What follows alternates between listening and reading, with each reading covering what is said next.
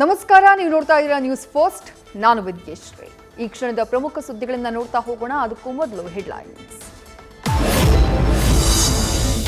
ಈ ದೇಶವನ್ನ ಒಡೆಯಲು ಕಾಂಗ್ರೆಸ್ ಹೊಸ ವಾದಗಳನ್ನು ಮಾಡ್ತಾ ಇದೆ. ನನ್ನ ತೆರಿಗೆ ನನ್ನ ಹಕ್ಕು ಅಂತ ಭಾರತವನ್ನ ವಿಭಜಿಸ್ತಾ ಇದ್ದೀರಿ. ಇದು ದೇಶಕ್ಕೆ ಹೊಸ ಅಪಾಯ ಅಂತ ಸಿದ್ದರಾಮಯ್ಯ ವಿರುದ್ಧ ಪ್ರಧಾನಿ ಮೋದಿ ವಾಗ್ದಾಳಿ.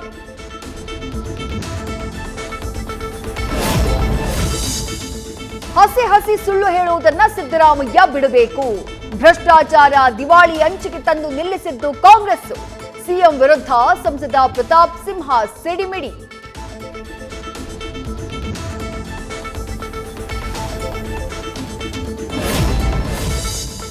ಕಮಲದ ಹೂವಿಗೆ ಮತ ಹಾಕಿದ್ರೆ ರಾಮನಿಗೆ ಮತ ಹಾಕಿದಂತೆ. ಬಿಜೆಪಿಗೆ ಮತ ಹಾಕುವ ಮೂಲಕ ಪ್ರಧಾನಿ ನರೇಂದ್ರ ಮೋದಿಗೆ ಹಾಕಿದಂತೆ. ಶ್ರೀರಾಮನನ್ನ ಪ್ರಚಾರಕ್ಕೆ ಬಳಸಿಕೊಂಡ ಮಾಜಿ ಸ್ಪೀಕರ್ ವಿಶ್ವೇಶ್ವರ ಹೆಗಡೆ ಕಾಗೇರಿ.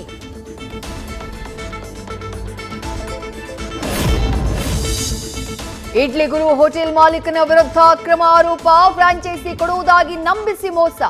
ಮಾಲೀಕ ಕಾರ್ತಿಕ್ ಶೆಟ್ಟಿ ವಿರುದ್ಧ ಚೇತನ್ ಎಂಬುವವರಿಂದ ದೂರು.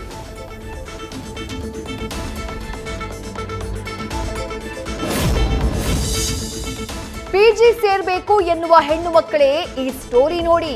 ಅವ್ಯವಸ್ಥೆ ಬಗ್ಗೆ ಪ್ರಶ್ನಿಸಿದ್ರೆ ಬೆದರಿಕೆ ಹಾಕ್ತಾರೆ ಮಾಲೀಕರು.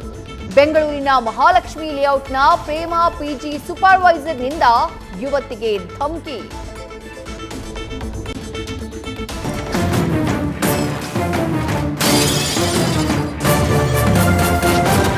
ನ್ಯೂಸ್ ಫಸ್ಟ್, ನಿರ್ಭೀತಿಯಿಂದ ನಿಮ್ಮ ಪರವಾಗಿ.